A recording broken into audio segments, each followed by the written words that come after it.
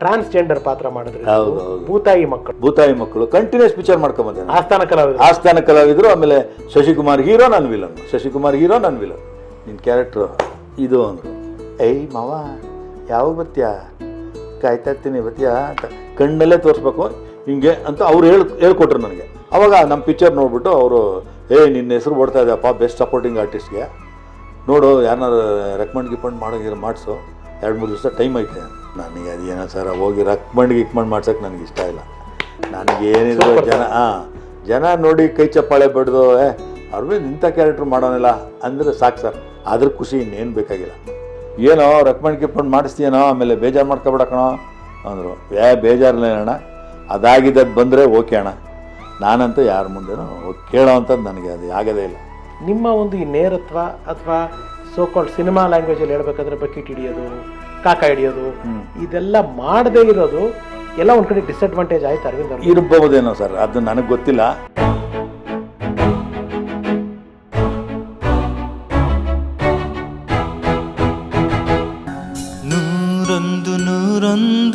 ಸಿದ್ಲಿಂಗಣ್ಣ ಅವರು ಅಂದ ತಕ್ಷಣ ಇವಾಗ ನಾನು ಮಾತಾಡಲೇಬೇಕಾಗಿರೋದು ನಿಮ್ಮ ವೃತ್ತಿ ಬದುಕಿನ ಮತ್ತೊಂದು ಮೈಲುಗಲ್ಲಿನ ಪಾತ್ರ, ಟ್ರಾನ್ಸ್ಜೆಂಡರ್ ಪಾತ್ರ ಮಾಡಿದ್ರಿ, ಭೂತಾಯಿ ಮಕ್ಕಳು. ಹೌದು.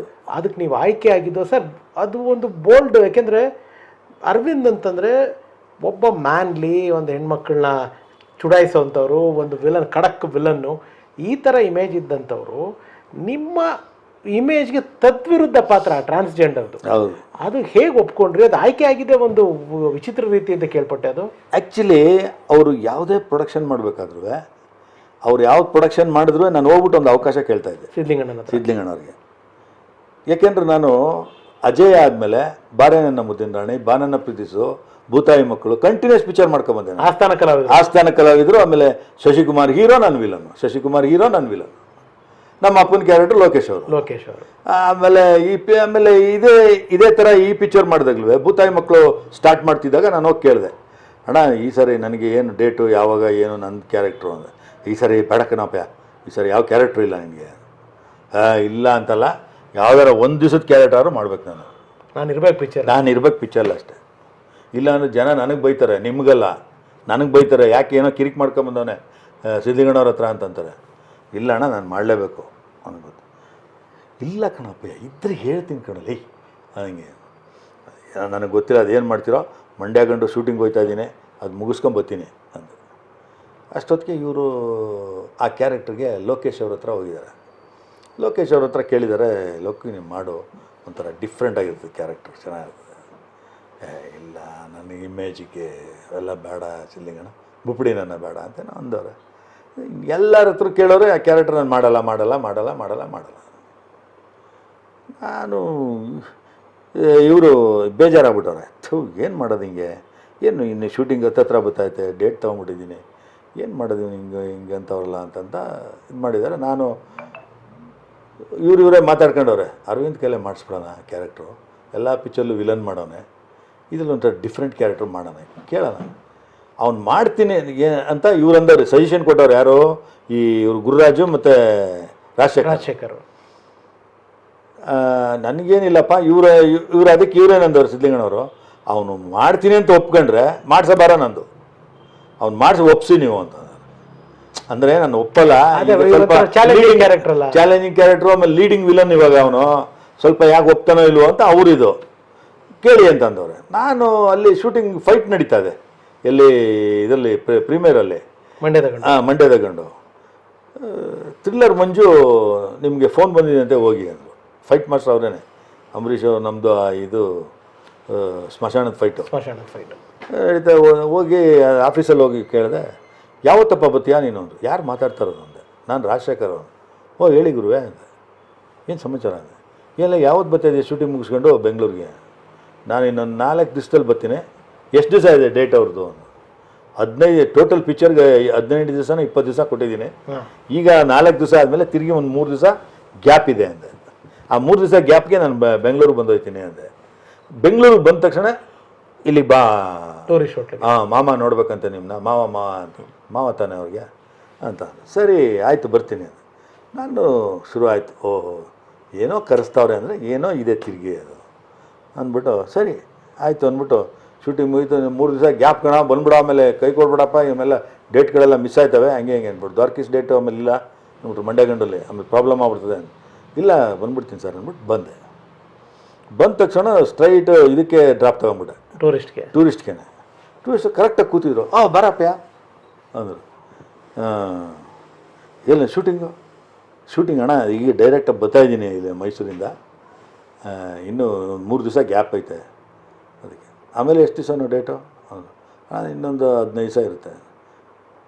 ಸರಿ ಆಯಿತು, ಏನಿಲ್ಲ ನಮ್ಮ ರಾಜಶೇಖರ ಏನೋ ಹೇಳಿದ್ ನಾನು, ಏನು ಹೇಳಿಲ್ಲ, ಬಂದು ಮಾಮನ ನೋಡು ಅಂತಂದರು. ಮಾಮನ ನೋಡಿದೆ, ಅದೇ ಬಂದೆ ಅಣ್ಣ, ನನಗೇನು ಗೊತ್ತಿಲ್ಲ, ನೀನೊಂದು ಕ್ಯಾರೆಕ್ಟರ್ ಅಂದ್ಕೊಂಡಿದ್ದೀನಿ ಕಣೋ, ಅದಕ್ಕೇನು ಗೆಟಪ್ ಗೊತ್ತಾ ಅಂದರು.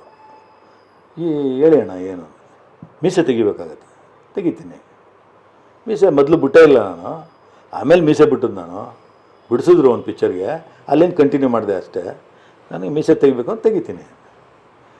ಆಮೇಲೆ ಜಡೆ ಹಾಕಿಸ್ತೀನಿ, ವಿಗ್ ಬರ್ತದೆ, ಕೈಗೆ ಬಳೆಗಳು ಹಾಕಿಸ್ತೀನಿ, ಮೂಗ್ಬಟ್ಟು ಹಾಕಿಸ್ತೀನಿ, ವಾಲೆ ಹಾಕಿಸ್ತೀನಿ, ಆಮೇಲೆ ಲಂಗ ದಾವಣಿ ಹಾಕಿಸ್ತೀನಿ ನಿನಗೆ, ಆಮೇಲೆ ಕಾಲಿಗೆಲ್ಲ ಗೆಜ್ಜೆ ಬರ್ತದೆ. ಎಲ್ಲಿ ಆರ್ಟಿಸ್ಟ್ ಅಂದಮೇಲೆ ಆಯಿತು ಮಾಡೋಣ. ನಾನೇನು ತಮಾಷೆ ಹೇಳ್ತಾವ್ರೆ ಅಂತ ತಿಳ್ಕೊಂಡೆ ನಾನು, ಇವೆಲ್ಲ ಸುಮ್ಮನೆ ನೋಡ ಏನೋ ಸುಮ್ಮನೆ ಟೆಸ್ಟ್ ಮಾಡ್ತಾವ್ರೆ ಅಂತ. ಮಾಡ್ತೀನಣ್ಣ, ಯಾವುದೇ ಮಾಡ್ತೀನಿ ಅಂದೆ. ನೀನು ಮಾಡ್ತೀವಲ್ಲ ನನಗೆ ಗೊತ್ತಿಲ್ಲ, ಕ್ಯಾರೆಕ್ಟ್ರ್ ಏನು ಗೊತ್ತಾ ನಿಂದು ಅಂದರು. ಏನಣ್ಣ ಏನು ಗೊತ್ತಿಲ್ಲ, ಅದೇ ನನ್ನ ಕ್ಯಾರೆಕ್ಟ್ರು ಅಂತ ಅಂದೆ. ಹಂಗಂದದಕ್ಕೆ ನಿನ್ನ ಕ್ಯಾರೆಕ್ಟ್ರು ಇದು ಅಂದರು. ಆಯಿತು ಮಾಡ್ತೀನಣ್ಣ ಅಂದೆ. ನೀನು ನಿನ್ನ ಅವತಾರನೋ, ಅದಕ್ಕೆ ಊರರೆಲ್ಲ ನಿನ್ನ ಸಿಂಗ್ಲಿಕಾ ಅಂತ ಕರೆಯೋದು. ಮಾಡ್ತೀಯಾ? 100% ಮಾಡ್ತೀನಣ್ಣ. ಯಾಕೆ ಅಂದರೆ ಅದಕ್ಕೆ ಮೊದಲು ಒಂದು ಪಿಕ್ಚರ್ ರಿಲೀಸ್ ಆಗಿತ್ತು, ಮಹಾರಾಣಿ ಅಂತ ಒಂದು ಕ್ಯಾರೆಕ್ಟರ್ ಮಾಡಿದ್ರು. ಯಾವುದು ಇವ್ರದ್ದು, ನಮ್ಮ ಸಡಕ್ ಪಿಕ್ಚರ್, ಸಂಜಯ್ ದತ್. ಅದರಲ್ಲಿ ಸದಾಶಿವ ಅಮರ್ಪುರ್ಕರ್ ಮಾಡಿದ್ರು. ಅದರಲ್ಲಿ ಅವಾರ್ಡ್ ಬಂದಿತ್ತು ಅವ್ರಿಗೆ. ಆ ಪಿಕ್ಚರ್ಲಿ ಸೂಪರ್ ಕ್ಯಾರೆಕ್ಟರ್ ಅವ್ರಿಗೆ. ಅಯ್ಯೋ ಹೈಲೈಟ್. ನನಗೆ ಅನ್ಕೊಂಡಿದ್ದೆ ಇಂಥ ಕ್ಯಾರೆಕ್ಟರ್ ಮಾಡಬೇಕು ಅಂತ, ಅನ್ಕೊಂಡಿರೋನಿಗೆ ಆ ಕ್ಯಾರೆಕ್ಟರ್ ಬರ್ತಾಯಿದೆ ಅಂದರೆ ಯಾಕೆ ಬೇಡ ಅನ್ಬೇಕು? ಅಣ್ಣ ಮಾಡ್ತೀನಿ ನಿಜವಲ್ಲ, ಆ ಸಡಕ್ ಪಿಕ್ಚರ್ ನೋಡಿದ್ದೆ ಅಂತ ಕ್ಯಾರೆಕ್ಟ್ರು. ನಾನು ಯಾವ ಅಂತ ಆಫರ್ ಬಂದರೂ ಮಾಡಬೇಕು ಅಂದ್ಕೊಂಡಿದ್ದೆ. ನೀವು ಕರೆದು ಹೇಳ್ತಾ ಇದ್ದೀರಾ, ನೀವು ಮಾಡಿದ್ರೆ ಹೇಳಿದ್ರೆ ಮಾಡ್ತೀನಿ ನಾನು. ಮಾಡು ಚಾಲೆಂಜಾಗಿ. ಆಮೇಲೆ ಡೈಲಾಗ್ ಗಿಲಾಗೆಲ್ಲ ಹಿಂಗೆ ಹೇಳ್ಬೇಕಾಗುತ್ತೆ. ಮಾತಾಡ್ತೀಯಾ? ಮಾತಾಡ್ತೀನಣ್ಣ, ಒಂದು ಸ್ವಲ್ಪ ಟೈಮ್ ಇದೆಯಲ್ಲ, ನಾನೆಲ್ಲ ಅಬ್ಸರ್ವ್ ಮಾಡ್ತೀನಿ. ಹಂಗಂದ ತಕ್ಷಣವೇ ಗುರುರಾಜು, ರಾಜಶೇಖರ ಆ ಡೈಲಾಗ್ ಶೀಟ್ ಕೊಡೋ. ಆ ಡೈಲಾಗ್ ಶೀಟು 2 ಲೈನ್ ಅಷ್ಟೇ. ಮಾವ ಯಾವಾಗ ಬರ್ತೀಯಾ? ಕಾಯ್ತಾ ಇರ್ತೀನಿ, ಮಿಸ್ ಮಾಡಬೇಡ. ಇಷ್ಟೇ ಡೈಲಾಗು. ಇನ್ನೂ ಜ್ಞಾಪಕ ಇದೆ ಆ ಡೈಲಾಗ್ ನೋಡಿ. ಸುಮ್ಮನೆ ಕೊಟ್ಬಿಟ್ಟು ಅವ್ರು ಹೇಳೋ ಸ್ಟೈಲಲ್ಲಿ ಹೇಳೋರು. ಮಾವ ಯಾವಾಗ ಬರ್ತೀಯಾ? ಕಾಯ್ತಾ ಇರ್ತೀನಿ, ಬರ್ತೀಯಾ ಅಂತ ಕಣ್ಣಲ್ಲೇ ತೋರಿಸ್ಬೇಕು ಹಿಂಗೆ ಅಂತ ಅವ್ರು ಹೇಳ್ಕೊಟ್ರು ನನಗೆ. ಅದೇ ಥರ ಡಿಟ್ಟೋ ಮಾಡಿದೆ ಸರ್. ಕೊಡಪ್ಪ ಕೈ. ಅಪ್ಪ ನನಗೆ ಈ ಟೆನ್ಷನ್ ಒಂದು ಕಮ್ಮಿ ಆಯ್ತು ಕಣಲ್ಲ, ಗುರುರಾಜ ಟೆನ್ಷನ್ ಒಂದು ಕಮ್ಮಿ ಆಯ್ತು ಕಣ ಅಂತಂದರು. ಇಷ್ಟು ಮಾಡೋ, ನಾನು ಮಾಡಿಸ್ತೀನಿ ಇನ್ನು ಮುಂದಕ್ಕೆ, ನಿನ್ನ ಹತ್ರ ಕೆಲಸ ತಗೋತೀನಿ. 2 ಸಾಂಗ್ ಇದೆ ಕಣ ನಿನಗೆ, 3 ದಿವಸ ಹಾಕೊಂಡಿದ್ದೀನಿ, ಆರಾಮಾಗಿ ಮಾಡು, ಡೋಂಟ್ ಟೇಕ್ ಇದು ಟೆನ್ಷನ್, ನೀನು ಮಾಡು ಅಂದರು. ಆಯ್ತಣ್ಣ ಮಾಡ್ತೀನಿ.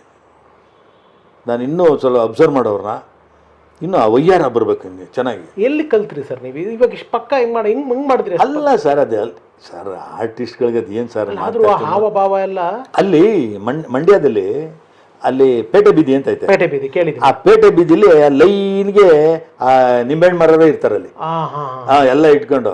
ಅಲ್ಲಿ ನಾವೇನಾರು ತಗೊಳಕ್ ಹೋಗೋದು, ಸುಮ್ಮನೆ ಮಾತಾಡ್ಸಕ್ ಹೋದ್ರೆ ಅಲ್ಲಿಗೆ ಹೋಗ್ಬಿಟ್ಟು ಸುಮ್ಮನೆ ಹಿಂಗೆ ಕೈ ಕೊಟ್ರೆ ಸಾಕು. ಕೈ ಕೊಟ್ಬಿಟ್ಟು ನಿಂಬೆಹಣ್ಣು ಇಸ್ಕೊಳಕ್ ಹೋದ್ರೆ ಕೈ ಸಿಗ್ತಾರ ಅವ್ರೆ. ತಂದ್ಬಿಟ್ಟು ಕೈ ತೆಗೆದ್ಬಿಡ್ತೀವಿ ನಾವು. ಆ ಥರ ಎಲ್ಲ ನೋಡ್ತಾ ಇದ್ದೆ ನಾನು ಹೋದಾಗೆಲ್ಲ. ಏನ್ ನಾವು ಮುಟ್ಬಿಟ್ರೆ ಏನಾಗ್ಬಿಡ್ತದೆ, ಅವ್ರೇನ್ ಮುಟ್ಬೇಕಾ? ಬಾಡಿ ಲ್ಯಾಂಗ್ವೇಜ್ ಎಷ್ಟು ಜನಕ್ಕೆ ಹಾಳು ಮಾಡಿದ್ಯಾ ನೀನು, ಈ ತರ ಮಾತಾಡ್ತಾರಲ್ಲಿ. ನಾನು ಅದೆಲ್ಲ ಸ್ವಲ್ಪ ಅಬ್ಸರ್ವ್ ಮಾಡಿದ್ದನ್ನ ಇಲ್ಲೊಂದು ಸ್ವಲ್ಪ ಪಾಲಿಶ್ ಮಾಡ್ಕೊಂಡೆ. ಅವ್ರು ಹೇಳೋದು ಹಿಂಗೆ ಮಾಡಿ ಅಂತ ಹೇಳಿ ಮಾಡೋದು, ಖುಷಿ ಪಟ್ಟರು. ಆ ಸೆಟ್ಟಲ್ಲೂ ನಿಜವಾಗ್ಲೂ ನಾನು ಅಪ್ಪ ನೀನು ಬರೀ ವಿಲನ್ ಕ್ಯಾರೆಕ್ಟ್ರೇ ಮಾಡ್ತಿದ್ದಲ್ಲ, ಇದು ಮಾಡ್ತೀವೋ ಇಲ್ವೋ ಅಂತ ನನಗೊಂದು ಸ್ವಲ್ಪ ಡೌಟ್ ಇತ್ತು ಕಣೋ, ತೂಗಿಸ್ತಲ್ಲ ಸಾಕ್ಬಿಡ ಅಂತ. ಸರಿ ಸರ್, ನಿಮಗೆ ಓಕೆ ಅಂದರೆ ಸಾಕಷ್ಟೆ, ನೀವು ಒಪ್ಪಿದ್ರೆ ಇಡೀ ಕರ್ನಾಟಕ ಒಪ್ತಂಗೆ ಅಂತ ಅಂದ್ಬಿಟ್ಟು ಎಲ್ಲ ಮಾಡಿದೆ. ಸಾಂಗ್ 3 ದಿವಸಕ್ಕೆ ಹಾಕೊಂಡಿದ್ದು 2 ದಿವಸಕ್ಕೆ 1.5 ದಿವಸಕ್ಕೆ ಮುಗಿದೋಯ್ತು ಸರ್. ಫಿನಿಶ್ 2 ದಿವಸ ಶೂಟಿಂಗ್ ಇಲ್ಲದೆ ಸುಮ್ಮನೆ ಟೈಮ್ ಪಾಸ್ ಮಾಡಿದ್ದೀವಿ. ಸ್ಕ್ರೀನ್ ಮೇಲೆ ಹೆಂಗಿತ್ತು ಸರ್ ಪ್ರತಿಕ್ರಿಯೆ? ಸೂಪರ್ ಆಗಿತ್ತು ಸರ್, ಫಸ್ಟ್ ಕ್ಲಾಸ್ ಆಗಿತ್ತು.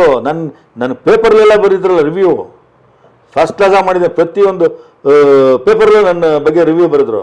ಸರ್ ಇವರು ಪಬ್ಲಿಸಿಟಿನ ಹಂಗೆ ಮಾಡಿದ್ರ, ಪೋಸ್ಟ್ರಲ್ಲಿ ಫುಲ್ ನಂದೇನೆ ನೋಡಿದ್ದೀನಿ, ಜ್ಞಾಪಕ ಇದೆ, ನಂದೇ ಫುಲ್ ಪೋಸ್ಟ್ರಲ್ಲಿ ಯಾರು ಇರೋದೇ ಇಲ್ಲ. ಫೇಸ್ ಜ್ಞಾಪಕ ಇದೆ ನನಗೆ ಅದು. ಆಮೇಲೆ ಇನ್ನೊಂದು ಪೋಸ್ಟಲ್ಲಿ 3 ಡಿಸೈನ್ ಮಾಡಿಸೋರು, ನಂದು 3 ಪೋಸು ಒಂದೇ ಪೋಸ್ಟಲ್ಲಿ ಇಲ್ಲ. ಆಮೇಲೆ ಆವಾಗ ಅದನ್ನ ಅವಾರ್ಡ್ ಕಳಿಸಿದ್ರು.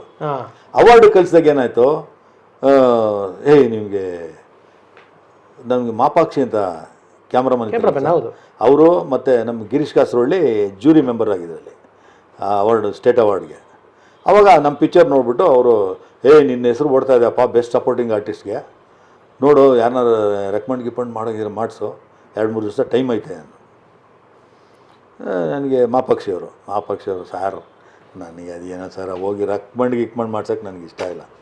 ನನಗೇನಿದ್ರು ಜನ ನೋಡಿ ಕೈ ಚಪ್ಪಾಳೆ ಬಡ್ದು ಅರವಿಂದ್ ಇಂಥ ಕ್ಯಾರೆಕ್ಟ್ರ್ ಮಾಡೋನಿಲ್ಲ ಅಂದರೆ ಸಾಕು ಸರ್, ಅದ್ರ ಖುಷಿ ಇನ್ನೇನು ಬೇಕಾಗಿಲ್ಲ. ಏನಪ್ಪ ಅವತ್ತು ಕೊಡ್ತಾರೆ, ನನಗೆ ತಗೊಂಡೋಗಿ ಇಟ್ಕೊತೀನಿ ಏನಾದ್ರು ಪ್ರಶಸ್ತಿ ಅಂತ, ಅದು ಬಿಟ್ಟರೆ ಇನ್ನೇನಿರಲ್ಲ ಸರ್, ಇದು ನಿರಂತರವಾಗಿರ್ತದೆ ಹೀಗೆ ಅಂತ ಎಲ್ಲ ಸುಮ್ಮನಾದೆ. ಸರಿ ಅದು ಕರೆಕ್ಟೇ ಬಿಡಮ್ಮ ಅಂದರು. ಆಮೇಲೆ ಇವರು ಅಂದರು ನಮ್ಮ ಗಿರೀಶ್ ಕಾಸರೊಳ್ಳಿ, ಗೋಪಾಲಕೃಷ್ಣ, ಅವರು ಯಾವಾಗ ಗೋಪಾಲಕೃಷ್ಣ ಅಂತಲೇ ಕರೆಯೋರು. ಗೋಪಾಲಕೃಷ್ಣ ನಿನ್ನ ಹೆಸರು ಓಡ್ತಾ ಇದೆ ನೋಡಿ, ಇವರು ಏನು ರೆಕಮೆಂಡ್ ಮಾಡಬೇಕು ಅಂತಂದರೆ ಇವ್ರನ್ನ ಹಿಡಿಬೇಕು ನೀವು, ಯಾರನ್ನ, ಲಲಿತಾ ನಾಯಕ್, ಬಿ ಟಿ ಲಲಿತಾ ನಾಯಕ್ ಅವ್ರು ಕೇಳಿ ಸ್ವಲ್ಪ ಹೇಳಿ ಇದು ಮಾಡಿದ್ರೆ ಆಗುತ್ತೆ. ಇಲ್ಲ ನಾನು ಕೇಳಿಲ್ಲ, ನನಗೆ ಪರಿಚಯನೂ ಇಲ್ಲ ಸರ್. ನಾನು ಅಷ್ಟೊತ್ತಿಗೆ ಇಲ್ಲಿಗೆ ಬಂದೆ, ಯಾವುದು ನಮ್ಮ ಸಿದ್ಲಿಂಗಣ್ಣವ್ರ ಹತ್ರ ಟೂರಿಸ್ಟ್ಗೆ. ಏನೋ ಅಪ್ಪಯ್ಯ ನಿನ್ನ ಹೆಸರು ಓಡ್ತಾ ಇದೆ ಕಣೋ, ಏನೋ ರೆಕಮೆಂಡ್ ಮಾಡಿಸ್ತೀನೋ, ಆಮೇಲೆ ಬೇಜಾರು ಮಾಡ್ಕೊಬೇಡ ಕಣೋ ಅಂದರು. ಬೇಜಾರಿಲ್ಲ ಅಣ್ಣ, ಅದಾಗಿದ್ದದು ಬಂದರೆ ಓಕೆ ಅಣ್ಣ, ನಾನಂತೂ ಯಾರ ಮುಂದೆನೂ ಕೇಳೋ ಅಂಥದ್ದು ನನಗೆ ಅದು ಆಗೋದೇ ಇಲ್ಲ ಅಂತಂದೆ. ಸರ್ ಕರೆಕ್ಟ್ ಬಿಡ, ಗುಡ್, ಸೂಪರ್. ನಮಗೆ ಅದೊಂದು ಮಿಸ್ ಆಯಿತು. ಅರವಿಂದ್ ಸರ್, ಒಂದು ನೇರವಾಗಿರೋ ಪ್ರಶ್ನೆ, ಎಲ್ಲ ಇಷ್ಟು ಮಗು ಥರ ಮಾತಾಡ್ಕೊಂಡು ಬರ್ತಾ ಇದ್ದೀರ. ಅರವಿಂದ್ ಅವರ ವ್ಯಕ್ತಿತ್ವಕ್ಕೆ ಅಥವಾ ಅರವಿಂದ್ ಅವರ ಈ ರೆಬಲ್ ಕ್ಯಾರೆಕ್ಟರೈಸೇಷನ್ಗೆ ಒಂದು ಗಾದೆ ಹೊಂದುತ್ತಾ ಇದೆ ನನಗೆ, ಖಂಡಿತವಾದಿ ಲೋಕವಿರೋಧಿ ಅಂತ. ಬಹುಶಃ ನಿಮ್ಮ ಒಂದು ಈ ನೇರತ್ವ ಅಥವಾ ಸೋಕಾಲ್ಡ್ ಸಿನಿಮಾ ಲ್ಯಾಂಗ್ವೇಜಲ್ಲಿ ಹೇಳ್ಬೇಕಾದ್ರೆ ಬಕೆಟ್ ಹಿಡಿಯೋದು, ಕಾಕ ಹಿಡಿಯೋದು, ಇದೆಲ್ಲ ಮಾಡದೇ ಇರೋದು ಎಲ್ಲ ಒಂದು ಕಡೆ ಡಿಸ್ಅಡ್ವಾಂಟೇಜ್ ಆಯ್ತು ಅರವಿಂದ್ ಅವ್ರಿಗೆ. ಇರ್ಬಹುದೇನೋ ಸರ್, ಅದು ನನಗೆ ಗೊತ್ತಿಲ್ಲ. ಬಟ್ ನಾನು ಮೊದಲಿಂದನೂ ನೋಡಿ ಸ್ವಾಮಿ ನಾವಿರೋದೇ ಹೀಗೆ, ನೋಡಿ ಸ್ವಾಮಿ ನಾವಿರೋದೇ ಹೀಗೆ. ಅದ್ರ ಜೊತೆಗೆ ನಾನು ಏನಾರ ಒಂದು ಕೆಲಸ ಅಂತ ಒಪ್ಕೊಂಡ್ರೆ ಅಥವಾ ಏನಾರ ಒಂದು ಕ್ಯಾರೆಕ್ಟರ್ ಒಪ್ಕೊಂಡ್ರೆ, ನಾನೊಂದು ನನ್ನ ಚಿತ್ರರಂಗದಲ್ಲಿ ನನ್ನ ಕರ್ತವ್ಯ ಅಂತ ಏನಾರು ನನ್ನ ಪಾಲಿಗೆ ಏನು ಬರುತ್ತೆ ಅದನ್ನು ಶಿರ್ಸಾವಹಿಸಿ ಮಾಡ್ತೀನಿ. ಯಾವುದೇ ಲೋಪ ಇಲ್ಲದೆ, ಅದಕ್ಕೆ ಯಾವುದೇ ಕುಂದುಕೊರತೆ ಇಲ್ಲದೆ ಮಾಡ್ಕೊಂಡು ಹೋಗ್ತಾ ಇದ್ದೀನಿ. ಅದ್ರ ಜೊತೆಗೆ ಇನ್ನೊಂದು ಏನಂತಂದರೆ, ಯಾರಿಗೂ ನನ್ನಿಂದ ತೊಂದರೆ ಆಗಬಾರ್ದು, ಇಡೀ ಪ್ರೊಡಕ್ಷನ್ ತೊಂದರೆ ಆಗಬಾರ್ದು, ಪ್ರೊಡ್ಯೂಸರ್ಗೆ ತೊಂದರೆ ಆಗಬಾರ್ದು. ಆ ಡೇಟ್ಗೆ, ಆ ಟೈಮ್ಗೆ ನೀವು ನೋಡಿರಬೇಕು, ನಿಮಗೆ ಕೇಳಿರಬೇಕು, ಸುಮಾರು ಜನ ಆರ್ಟಿಸ್ಟ್ಗಳಿಗೆ 7 ಗಂಟೆಗೆ ನಾನು ಬೆಳಗಿನ ಜಾವ ಶೂಟಿಂಗ್ 3 ಗಂಟೆಗೆ ಬಂದರು ಸರ್, ಬೆಳಿಗ್ಗೆ 6 ಗಂಟೆಗೆ ಬರುತ್ತೆ ಅಂತಂದರೆ 5:45 ರೆಡಿ ಇರ್ತೀನಿ ನಾನು. ಸರ್ ಇವತ್ತೇ ನಮಗೆ ಎಕ್ಸ್ಪೀರಿಯನ್ಸ್ ಆಯ್ತು ಸರ್, ಕಾರ್ ಕಳಿಸ್ತೀನಿ ಅಂತ ಹೇಳಿ ನೀವು ಫೋನ್ ಮಾಡಿದ್ದೀರಾ, 10:15 ಕಾರ್ ಬರೋದ್ರೆ 10 ನೀವು ನನಗೆ 100% ಸರ್. ಯಾರಿಗಾರ ಮಾತು ಕೊಟ್ಟರೆ ಅದು ನನಗೆ ಇನ್ನೊಂದು ನಾಳೆ ಶೂಟಿಂಗ್ ಇದೆ ಹಿಂಗೆ ಅಂತಂದರೆ ಮೊದಲು ನನಗೆ ನಿದ್ದೆ ಬರ್ತಿರಲಿಲ್ಲ. ಆಮೇಲೆ ನನಗೆ ಅಲಾರಾಮ್ ಕೊಟ್ಕೊಂಡು ಮಲಗ್ತಾ ಇದ್ದೆ, ಅಲಾರಾಮ್ಗೆ ಅದು ಹೊಡೆಯೋಕ್ಕೂ ಮೊದಲೇ ಎದ್ಬಿಡ್ತಾ ಇದ್ರಿ. ಅದೇನೋ ಅದು ಸೆನ್ಸ್ ಅದು. ಆಮೇಲೆ ನಮಗೋಸ್ಕರ ಕಾಯಬಾರ್ದು ಸರ್ ಇನ್ನೊಬ್ರು. ಒಳ್ಳೆ ಸೂಪರ್ ಸರ್. ನಾನು ಅದನ್ನು ಹೇಳ್ತಾ ಇದ್ರು ಯಾವಾಗಲೂ, ಅಣ್ಣವ್ರು ಹೇಳೋರು, ಅವ್ರ ಜೊತೆ ಊಟಕ್ಕೆ ಕೂತಾಗ, ಯಾವಾಗಾರು ಡಬ್ಬಿಂಗ್ ಮಾಡುವಾಗ ಊಟಕ್ಕೆ ಕೂತಾಗ ಥಿಯೇಟ್ರಲ್ಲಿ ಅವೆಲ್ಲ ಊಟಕ್ಕೆ ಕೂತ್ಕೊತೀವಿ ಲೈನ್ಗೆಲ್ಲ, ಅವಾಗ ಏನಾರು ಯಾವ್ದಾರು ಒಂದು ಕೆಲಸ ಮಾಡಿದ್ರೆ ಟೈಮಿಂಗ್ಸ್ ಕಂಡ್ರಿ, ಯಾವಾಗಲೂ ಆ ಟೈಮಿಗೆ ಬೆಲೆ ಕೊಡಬೇಕು. ನಾವು ಎಂಥ ವ್ಯಕ್ತಿಯಿಂದ ಬಂದಿರೋ, ಶಂಕರ್ನಾಗಿಂದ ಬಂದಿರೋದು ಟೈಮಿಂಗಿಗೆ ಕಿಂಗ್ ಅಲ್ವಾ ಅವರು, ಕಿಂಗ್. ಆ ಥರದಲ್ಲಿ ಮಾತ್ರ ಎಕ್ಸ್ಪರ್ಟ್ ಸರ್ ಅರವಿಂದ್ ಸರ್. ಇತ್ತೀಚೆಗೆ ಅಂದರೆ ನನಗೆ ತುಂಬ ನಿಮ್ಮನ್ನು ಸಂದರ್ಶನ ಮಾಡಿ ಅಂತ ಒತ್ತಡ ಇತ್ತು ಫಸ್ಟಿಂದನೂ ತುಂಬ ಬೇಡಿಕೆ ಇತ್ತು. ಬಟ್ ಪ್ರೆಷರ್ ಅನ್ನೋದು ಜಾಸ್ತಿ ಆಗಿದ್ದು, ನಿಮ್ದೊಂದು ವಿಡಿಯೋ ವೈರಲ್ ಆಯಿತು, ಬಹುಶಃ ನಮ್ಮ ಸರಸ್ವತಿ ಜಾಗೀರ್ದಾರ್ ಅವರು ಮಾಡಿದಂಥ ವಿಡಿಯೋ. ಅರವಿಂದ್ ಫಿಲಮ್ನಲ್ಲಿ ಕಾಣಿಸ್ತಿಲ್ಲ ಯಾಕೆ? ಎಲ್ಲ ಹೊಸಬ್ರು ಅವಳಿ, ಅದರಿಂದ ನಮಗೆಲ್ಲ ಸ್ವಲ್ಪ ರೆಸ್ಟು, ಮತ್ತೆ ತಿರುಗಿ ಶುರುವಾಗುತ್ತೆ. ಒಂದಷ್ಟು ದಿವಸ ಅಜ್ಞಾತವಾಸ, ಆಮೇಲೆ ಮತ್ತೆ ತಿರುಗಿ ಬ್ಯುಸಿ. ಏನು ಕ್ಯಾರೆಕ್ಟರ್ ಮಾಡೋಕ್ಕೆ ಇಷ್ಟಪಡ್ತೀರಾ ಈಗ? ನಾನು ಇಂಥ ಕ್ಯಾರೆಕ್ಟರ್ ಮಾಡಬೇಕು ಅಂತೇನಿಲ್ಲ, ನಾನೊಬ್ಬ ಆರ್ಟಿಸ್ಟ್, ಏನೇ ಕ್ಯಾರೆಕ್ಟರ್, ಯಾವ ಕ್ಯಾರೆಕ್ಟರ್ ಕೊಟ್ಟರು ಮಾಡೋಕ್ಕೆ ಫೆಸ್ಟಿವಲ್ ಆದ್ಮೇಲೆ ಬರುತ್ತೆ ನೋಡೋಣ. Okay, thank you. ನಿಮ್ಮ ಬಾಯಾರಿಕೆಯಿಂದ ಆಗಲಿ. ಆ ವಿಡಿಯೋ ಬಂದು ವೈರಲ್ ಆದಮೇಲಿಂದ ಅರವಿಂದ್ ಸರ್, ನೀವು ನಂಬಲ್ಲ, ಲೆಕ್ಕವಿಲ್ಲದಷ್ಟು ಜನ ಮೆಸೇಜ್ ಮಾಡಿದ್ದಾರೆ. ನಾನು ಏನಕ್ಕೆ ಪ್ರಶ್ನೆ ಕೇಳಕ್ಕೆ ಬರ್ತೀನಿ ಅಂದರೆ, ನಿಮ್ಮಂಥ ಒಬ್ಬ ಅನುಭವಿ ಕಲಾವಿದರು ಅಥವಾ ನಿಮ್ಮಂಥ ಒಬ್ಬ ಹಿರಿಯ ಕಲಾವಿದರು, ಕನ್ನಡ ಭಾಷೆಯನ್ನು ಸ್ಪಷ್ಟವಾಗಿ ಮಾತಾಡೋರು, ಮೈಕಟ್ಟನ್ನ ಇನ್ನೂ ಚೆನ್ನಾಗಿ ಇಟ್ಕೊಂಡಿರೋರು, ಇವತ್ತಿಗೂ ಒಂದು ಸೂಕ್ತವಾದ ಪೋಷಕ ಪಾತ್ರಗಳಿಗೆ ಹೇಳಿ ಮಾಡಿಸಿದಂಥ ಪಾತ್ರ ಇರೋ ಗಾತ್ರ ಇರುವಂಥ ವ್ಯಕ್ತಿ, ಯಾಕೆ ಸಿನಿಮಾಗಳಿಂದ ದೂರ ಇದ್ದೀರಾ ನೀವು? ಈ ಒಂದು ಚಿತ್ರ ಮಾಡಿದ್ಮೇಲೆ ನನಗೆ ಪ್ರೊಡ್ಯೂಸರ್ ಅಂತ ಪಟ್ಟ ಕೊಟ್ಟವ್ರೆ ಕೆಲವರು, ಅದನ್ನು ದಯವಿಟ್ಟು ತೆಗೀರಿ. ನಾನೆಲ್ಲ ಪ್ರೊಡ್ಯೂಸರು, ಕಲಾವಿದರು. ನಾನು ಕಲಾವಿದರು. ನಾನು ಕಲಾವಿದನಾಗೇ ಇರ್ತೀನಿ. ಯಾವ ಕ್ಯಾರೆಕ್ಟ್ರ್ ಕೊಟ್ಟರು ನಾನು ಪಾರ್ಟ್ ಮಾಡ್ತೀನಿ. ಮಾಡೋದಕ್ಕೆ ನಾನು ಸದಾ ಸಿದ್ಧ. ನಾನು ಇದನ್ನೇ ನಂಬ್ಕೊಂಬಂದಿರೋನು.